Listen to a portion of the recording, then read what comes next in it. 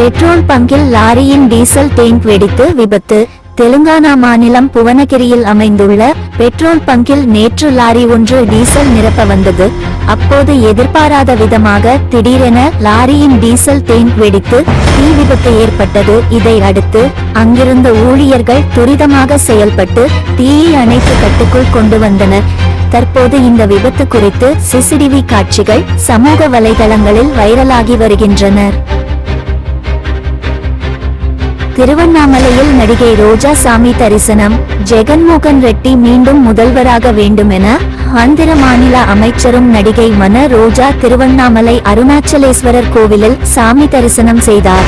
அதற்கு பிறகு பேசிய அவர், நேற்று கிரிவலம் சுற்றி வந்ததாகவும் 3வது முறையாக தான் எம்எல்ஏ வெற்றி பெற வேண்டும் என வேண்டிக் கொண்டதாகவும் தெரிவித்தார். மேலும் பாஜகவுடன் இணைந்து சந்திரபாபு நாயுடு அதிகாரத்தை பயன்படுத்தி வருவதாக குற்றம் சாட்டினார். வயிற்றில் துணி போட்ட ஸ்மோக்கி பீடா. பெங்களூரில் ஸ்மோக்கி பீடா சாப்பிட 12 வயது சிறுமியின் அடி வயிற்றில் துளை விழுந்த சம்பவம் அதிர்ச்சியை ஏற்படுத்தியுள்ளது. திரவ நைட்ரஜன் போன் சாப்பிட்ட சிறுமி வயிற்று வலியால் துடித்தார். அவரது வயிற்றில் துணை விழுந்ததை கண்டறிந்த மருத்துவர்கள் 4-5 சென்டிமீட்டர் வயிற்று பகுதியை வெட்டி அகற்றுகின்றனர். தமிழ்நாட்டில் இறைவன் நைட்ரஜன் பயன்பாட்டிற்கு சமீபத்தில் தடை விதிக்கப்பட்டது குறிப்பிடத்தக்கது.